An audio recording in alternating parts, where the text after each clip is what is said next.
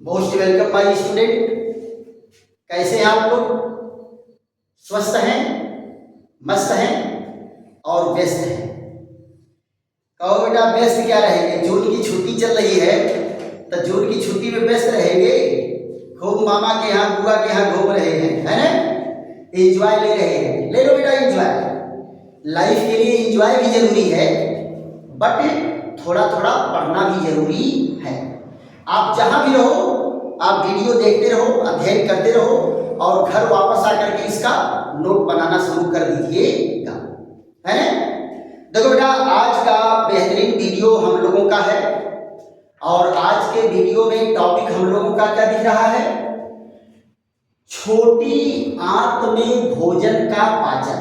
छोटी आंत में भोजन का पाचन। पिछले वीडियो में हम लोग बेटा पढ़े थे क्या? आमाशय में भोजन का पाचन, और सब हम लोग डिटेल पढ़ लिए थे कि कैसे उसमें भोजन का पाचन होता है, कहाँ कहाँ कौन सी अभिक्रियाएं होती हैं। तो रिमाइंड आप लोगों को मैं करा दूं। आमाशय में देखो बेटा, भोजन को तोड़ के छोटे छोटे टुकड़े में किया जाता है अम्ल के द्वारा, एंजाइम के द्वारा, लेकिन पाचन की क्रिया केवल प्रोटीन की होती है। किसकी होती है? प्रोटीन की। अब प्रोटीन पेप्सिन के द्वारा किस में तोड़ा जाता है? पेप्टोन में तोड़ा जाता है। अब मान लो 1000 अणु का प्रोटीन बना है। क्यों? क्योंकि उसका सबसे स्मॉलेस्ट मॉलिक्यूल क्या होता है? अमीनो अम्ल होता है। स्मॉलेस्ट मॉलिक्यूल क्या होता है? अमीनो अम्ल होता है, राइट? तो मान लो 1000 अमीनो अम्ल का अगर बना है प्रोटीन, तो 100-150 अणुओं के पेप्टोन बनते हैं। क्या बनते हैं? प्रोटीन से किसमें टूटता है? पेप्टोन। यानी उसके 10-12 टुकड़े हो जाएंगे। प्रोटीन के 10-12 टुकड़े हो जाएंगे। बाकी जो है पेप्टोन का पाचन कहाँ होगा? अग्न्याशयी रस से होगा। आगे हम लोग चर्चा करने जा रहे हैं। तो वहां क्या होगा? पॉलीपेप्टाइड में तोड़ेगा। 100 मॉलिक्यूल के जो पेप्टोन थे उनको 10-10, 12-12 मॉलिक्यूल के पॉलीपेप्टाइड में तोड़ा जाएगा। अब फिर पॉलीपेप्टाइड का पूर्ण पाचन कहाँ होगा? छोटी आंत में। कहाँ होगा? छोटी आंत में।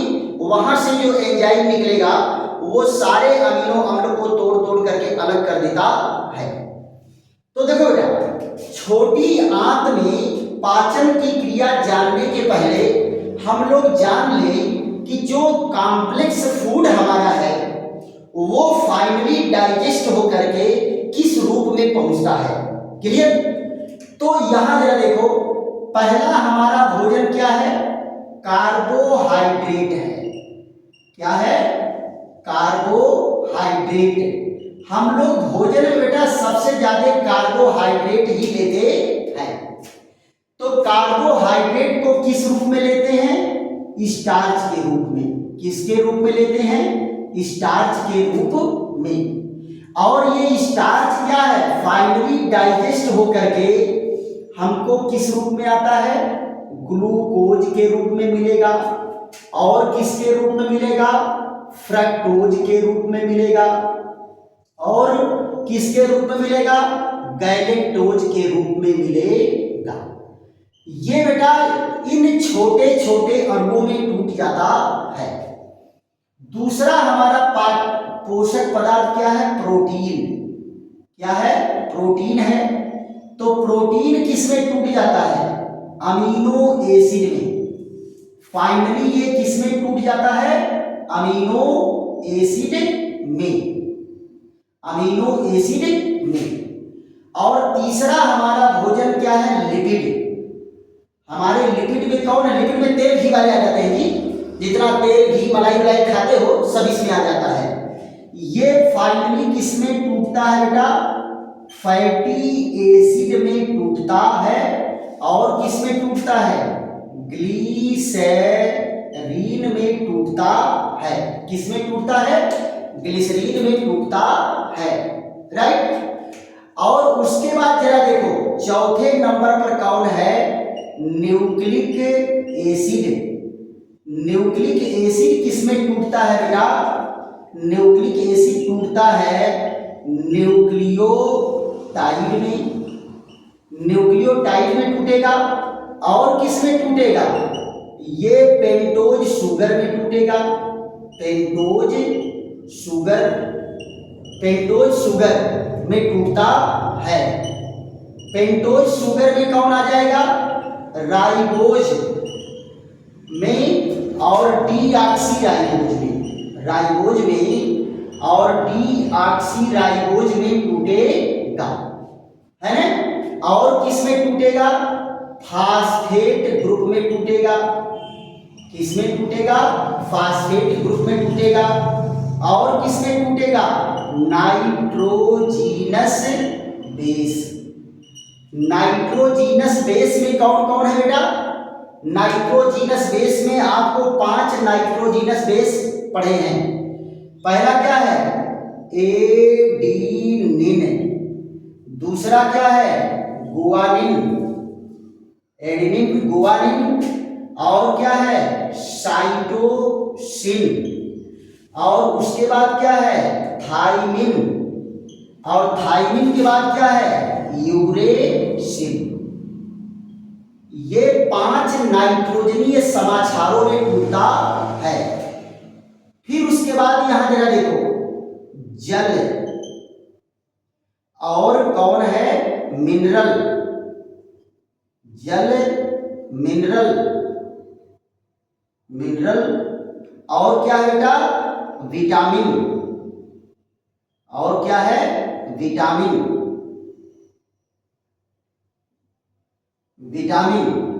इनका पाचन नहीं होता,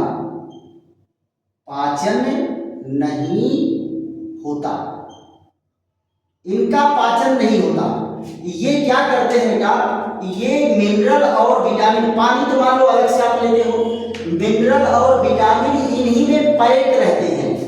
और जब ये भोजन पच करके अलग होते हैं तो ये उनमें से जो है छुट्टा हो जाते हैं, फ्री हो जाते हैं। और इनका पाचन होता नहीं है, इसी रूप में एब्जॉर्ब कर लिए जाते हैं। क्या कहा गया, इसी रूप में ग्रहण होते हैं, इसी रूप में ग्रहण होते हैं। तो ये आप जान गए कि हमारे किस पोषक पदार्थ का पाचन किस रूप में होता है, राइट। अब आप देखो जरा, हम लोग चर्चा किए थे आमाशय का। किसकी चर्चा किए थे, आमाशय की चर्चा किए थे।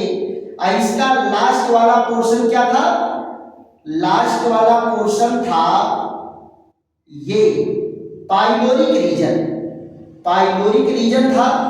और क्या पढ़े थे कि यहाँ का जो पचा हुआ भोजन है वो किस रूप में होता है, इसको क्या कहते हैं, पचे हुए भोजन का नाम होता है कायिन। यानी आमाशय में पचा हुआ भोजन किस रूप में होता है, कायिन कहलाता है। क्या कहलाता है, कायिन।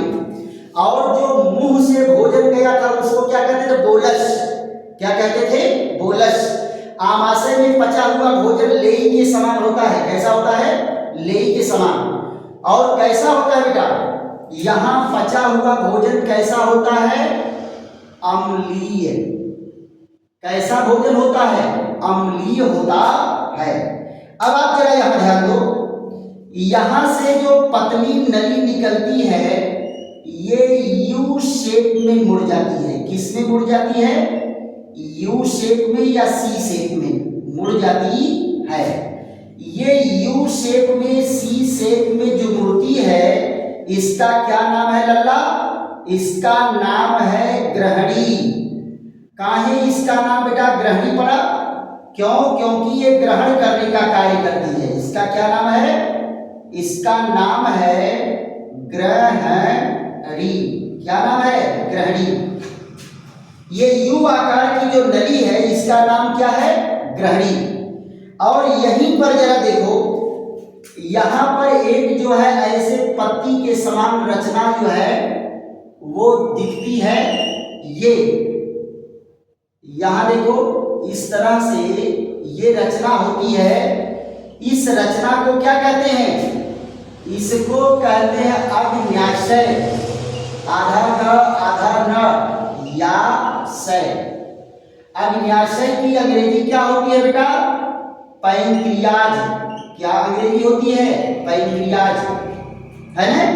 ये जुड़ा हुआ है पैंक्रियाज, और यहां से नली आती है, क्या लेकर के आती है? Pancreatic juice.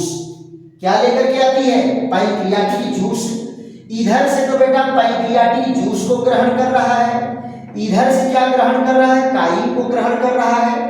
ये पाइलोरिक वाल्व खुलता है तो बूंद बूंद करके ये भोजन आगे बढ़ता है। यही ऊपर है, देखो बेटा, लाल का कत्थई रंग का क्या है? लीवर। लाल और कत्थई रंग का क्या है? लीवर है। क्या है? लीवर। ये देखो, लाल कत्थई रंग का क्या है? लीवर है। और इसी लीवर से जुड़ा हुआ क्या होता है? इसी लीवर से जुड़ा हुआ होता है, यहां जरा देखो, इसी लीवर से जुड़ा हुआ है पित्ताशय। क्या जुड़ा हुआ है? पित्ताशय। ये देखो बेटा, इसमें क्या भरा रहता है? पित्त रस। क्या भरा होता है? पित्त रस। और यहां से एक पतली नली चलती है जो पित्त रस को लेकर के आती है। देखो बेटा, पित्त रस यहाँ पित्ताशय में कभी कभी स्टोन बन जाता है। क्या बन जाता है? स्टोन। तो पित्ताशय जो है परेशान करने लगता है, तो क्या करते हैं, यहां से इसको काट करके निकाल कर अलग कर देंगे और इस नली को डायरेक्ट जोड़ देते हैं। क्लियर? तो यहां से जरा देखो किस किस चीज को ग्रहण किया है। यहां आमाशय से ग्रहण किया है काइल। अब पित्ताशय से क्या ग्रहण किया है? पित्त रस। अग्न्याशय से क्या ग्रहण किया? अग्न्याशयिक रस, है। यहां देखो, ये जो नली आ रही है, इस नली को कहते हैं बाइल डक्ट। क्या कहते हैं? Bile duct. और ये जो थैली फूली हुई है, इसको क्या कहते हैं? Gall bladder. क्या कहते हैं? Gall bladder. और हिंदी में कहते हैं पित्ताशय। पित्त का घर पित्ताशय। और ये क्या है? ये है बेटा लीवर। ये कौन है? लीवर। और इसके क्या नाम है? यकृत। और इसका क्या नाम है? यकृत। और इसका क्या नाम है? जिगर। और इसका क्या नाम है? कलेजा। इतना इसका नाम है, और आप इन सारे नामों को जानते हैं। क्लियर? और ये जो है हमारे शरीर में पाई जाने वाली सबसे बड़ी ग्रंथि है। क्या है? सबसे बड़ी ग्रंथि है। इसका वजन कितना होता है? 1.2 से 1.6 केजी तक इसका वजन होता है। यानी 1-1.5 किलो कलेजी होता है ना? अब पकड़ा का कलेजी तो खूब पका के खा जाते हो, है ना? तो ये चीज। अब आप जरा यहां देखो, ये है क्या? ग्रहणी। और ग्रहणी को क्या कहते हैं बेटा? ग्रहणी को कहते हैं डियोडिनम। क्या कहते हैं? डियोडिनम। ग्रहणी को क्या कहते हैं? डियोडिनम। राइट? अब आप जरा ध्यान दो, इनके द्वारा जो स्रावित रस होते हैं, इन पर चर्चा होती है कि कैसे कैसे इनका पाचन होता है। आइए, ये जो ये पहले की चीजें हैं, इनको आप नोट कर लीजिए, और नोट कर लीजिए, स्क्रीनशॉट ले लीजिए, फिर उसके बाद मिटा करके आगे बढ़ते हैं।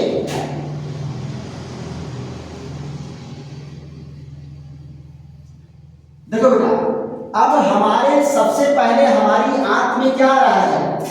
पित्त रस आ रहा है।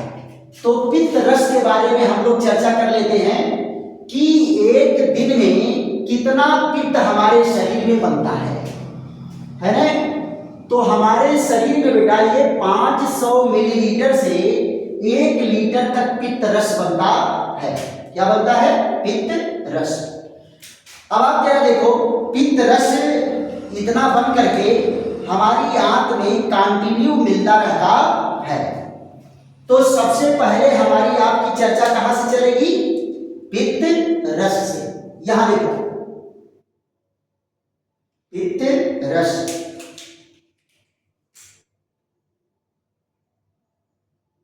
पित्त रस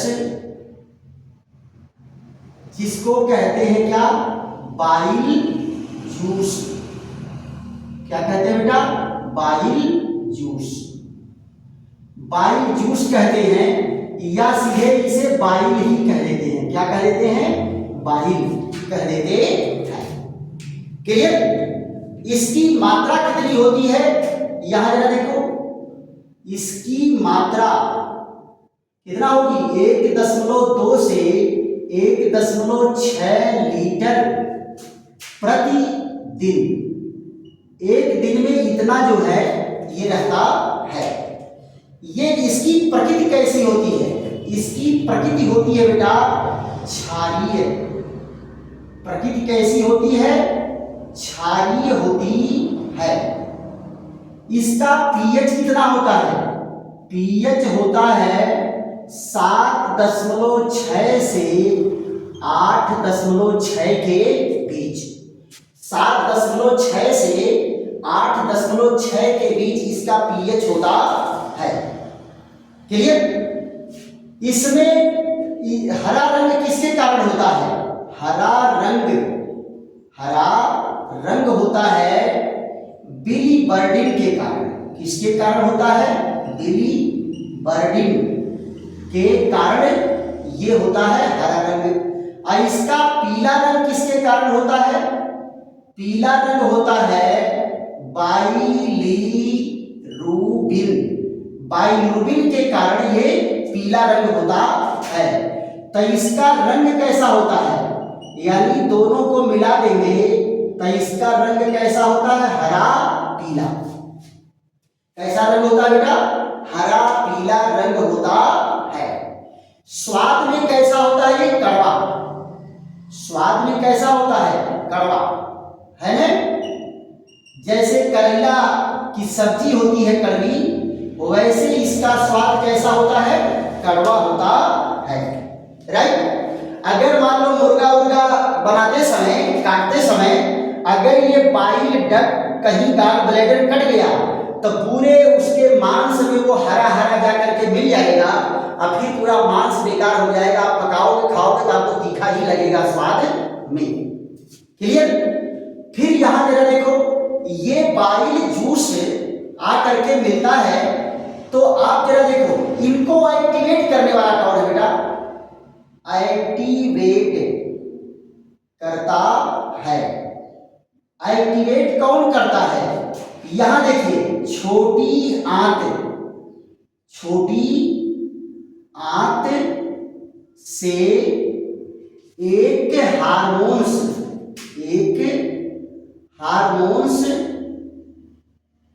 निकलता है। छोटी आंत से एक हार्मोन्स निकलता है जिसका नाम क्या है बेटा, इसका नाम है कोलेसिस्टोकाइनिन।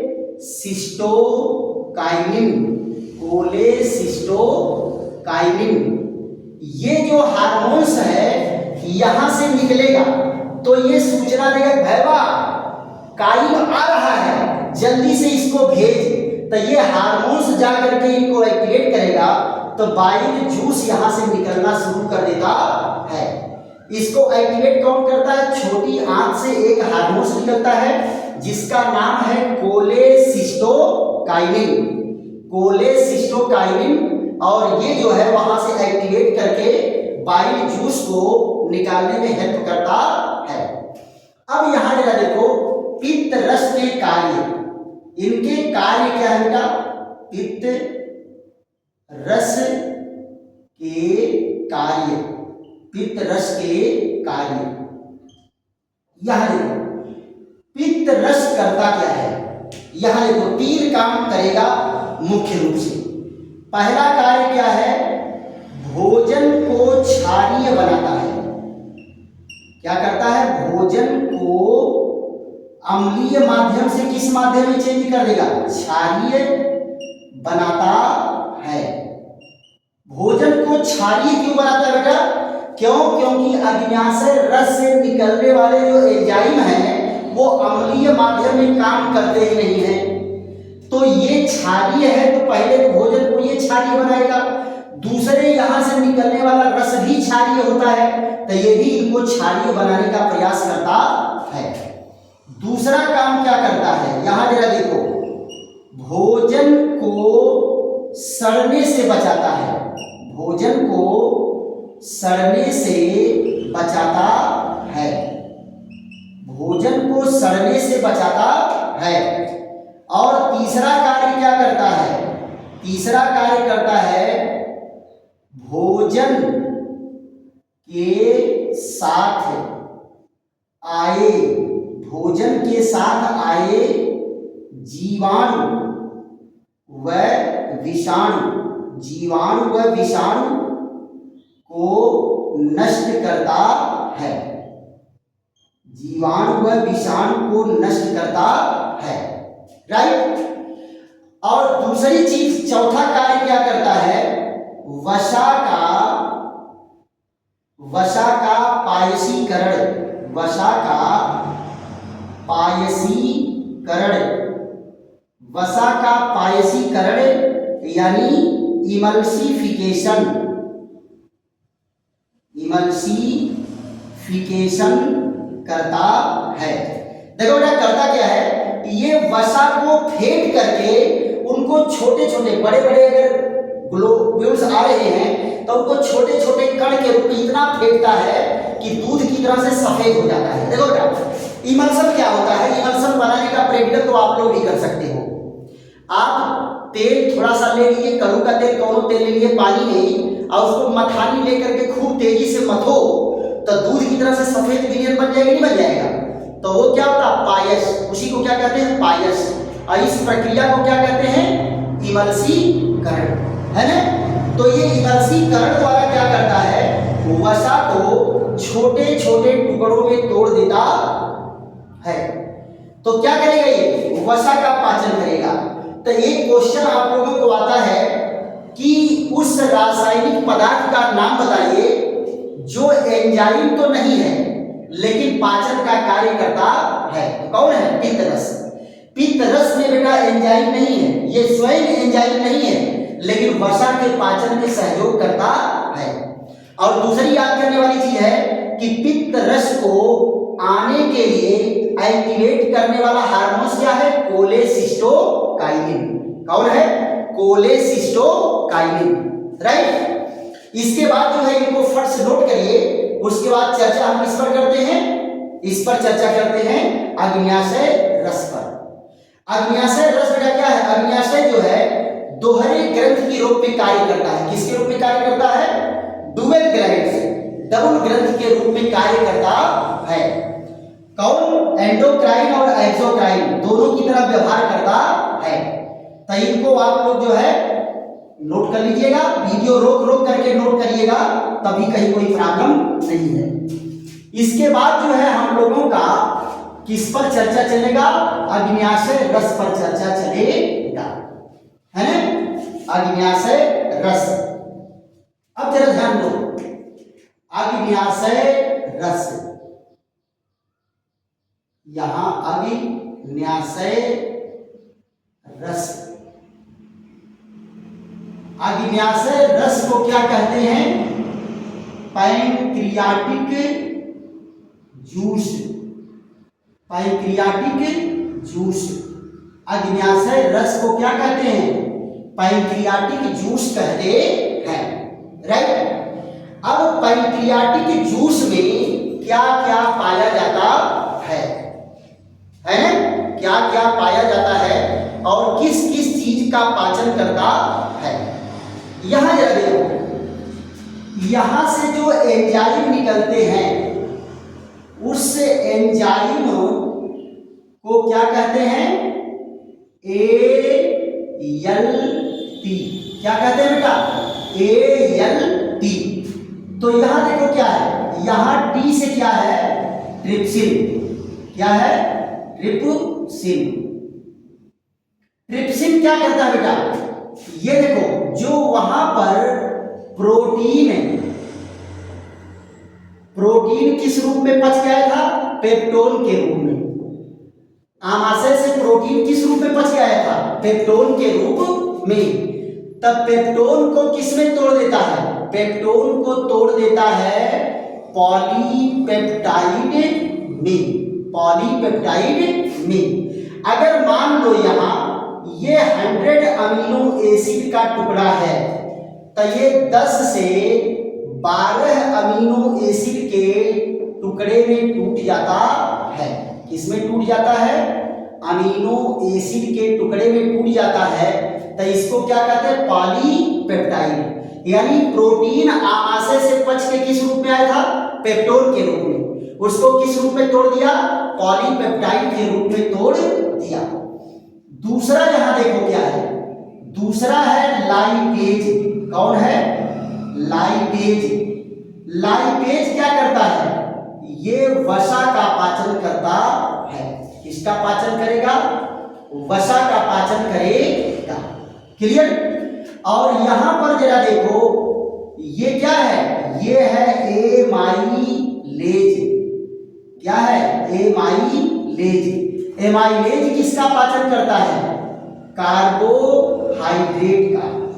किसका पाचन करता है बेटा? कार्बोहाइड्रेट। कार्बोहाइड्रेट क्या करता है? स्टार्च को पचा करके किस में ले आता है? ऑलिगोसैकेराइड में। किस में ले आता है? ऑलिगोसैकेराइड में। ध्यान दो बेटा, स्टार्च क्या होता है? इसमें जो है हजारों जो है ग्लूकोज जुड़ करके स्टार्च बनाते हैं। तो ऑलिगोसैकेराइड में क्या करता है? इसको भी 2 से लेकर के 10 अणु में तोड़ देगा। तो 2 से 10 अणु अगर ग्लूकोज जुड़ा है तो उसको क्या कहते हैं? ऑलिगोसैकेराइड। और अगर हजारों अणु जुड़े हैं तो वो क्या बनता है? स्टार्च। क्या बनता है? स्टार्च। तो यहां देखो, एमाइलेज क्या करता है? कार्बोहाइड्रेट का पाचन करता है, और लाइपेज वसा का पाचन करता है। ट्रिप्सिन जो है ये प्रोटीन का पाचन करता है। तो देखो बेटा, अग्न्याशय रस से निकलने वाला जो एंजाइम है वो तीनों पोषक पदार्थों को पचा रहा है। इसीलिए इसको क्या कहते हैं? पूर्ण पाचक रस। पूर्ण पाचक रस कहते हैं किसको? अग्न्याशय रस को। अग्न्याशय रस को क्या कहते हैं? पूर्ण पाचक रस कहते हैं। राइट? तो ये कब काम करेगा? जब ये अग्न्याशय किसका व्यवहार कर रहा है? अग्न्याशय व्यवहार कर रहा है एक्सोक्राइन ग्लैंड के रूप में। जब ये एक्सोक्राइन ग्लैंड के रूप में कार्य करेगा, कैसा? बाह्य स्रावी ग्रंथि। बाह्य स्रावी ग्रंथि का जब कार्य करेगा तो ये एंजाइम बनाएगा। राइट? और नहीं तो बेटा ये क्या करता है? अंतःस्रावी ग्रंथि का भी कार्य करता है। तो उसकी चर्चा हम तब करेंगे जब अंतःस्रावी ग्रंथियों की बात करेंगे। अभी तो हम लोग जो है भोजन को पचाने का कार्य कर रहे हैं। तो भोजन को पचाने में हम लोग अग्न्याशय रस को देखें कि 3 प्रकार के एंजाइम निकलता है। ट्रिप्सिन जो प्रोटीन का पाचन करता है, लाइपेज जो वसा का पाचन करता है, एमाइलेज जो कार्बोहाइड्रेट का पाचन करता है। क्लियर? इसके बाद बेटा जब आगे बढ़ेगा, अच्छा देखो एक चीज और बता दें, इनको एक्टिवेट करने वाला कौन है? यहां देखो, अग्न्याशयी रस को एक्टिव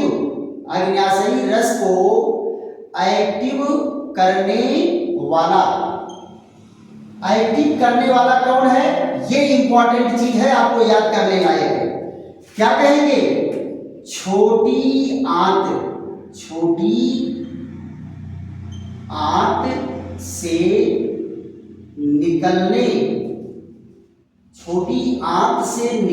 वाला हार्मोन्स कौन है?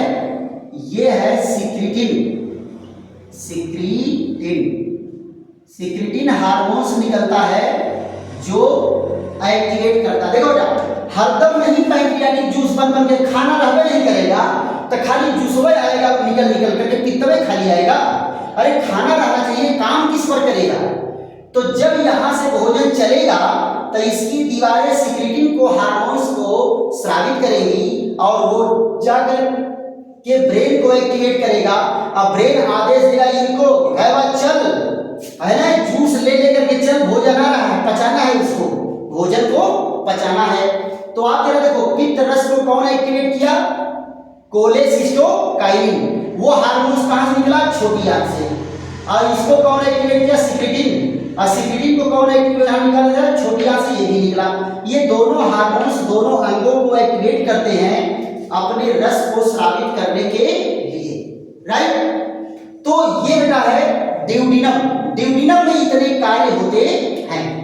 अब यहां जरा देखो, ये सब मिलजुल करके कहा जाते हैं जियोजिनम में। जियोजिनम में खूब मिलजुल जाता है। अब फिर उसके बाद क्या होता है? छोटी आंत में। छोटी आंत में हम लोग जब आगे बढ़ते हैं तो वहां पर जो है उनकी दीवारों से भी कुछ पाचक रस निकलते हैं। और वो पाचक रस क्या करते हैं? भोजन को पूर्णतः पचा देते हैं। और पचाने के बाद छोटी आंत में ही भोजन का अवशोषण हो जाता है। तो इसकी चर्चा हम लोग अगले वीडियो में करेंगे। देखो ना, छोटे छोटे वीडियो आपको दिए जा रहे हैं और इनको आराम से आप नोट करते हुए, इंजॉय लेकर के पढ़ते हुए चलिए। तो फिर छोटी आंत में हम पाचन पढ़ेंगे, छोटी आंत में कैसे भोजन एब्जॉर्ब होता है उसके बारे में पढ़ेंगे।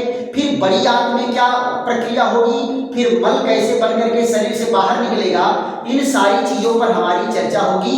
तो धीरे धीरे बेटा एक एक टॉपिक आप लोग पढ़ते चलिए और इंजॉय लेते हुए पढ़ते हुए चलिए। आशा है कि आप लोगों को खूब समझ में आ रहा होगा। और अगर खूब समझ में आ रहा है बेटा तो इसको क्या करेंगे? लाइक करेंगे, शेयर करेंगे, सब्सक्राइब करेंगे और दोस्तों मित्रों को भी बताएंगे। और अगर कहीं पर प्रॉब्लम हो रही है समझने में तो आप तुरंत क्या करेंगे? कमेंट करेंगे कि सर यहाँ नहीं समझ में आ रहा है, तो उसको और बेहतर ढंग से बनाने का प्रयास किया जाएगा। तब तक के लिए विश्राम। थैंक यू, धन्यवाद।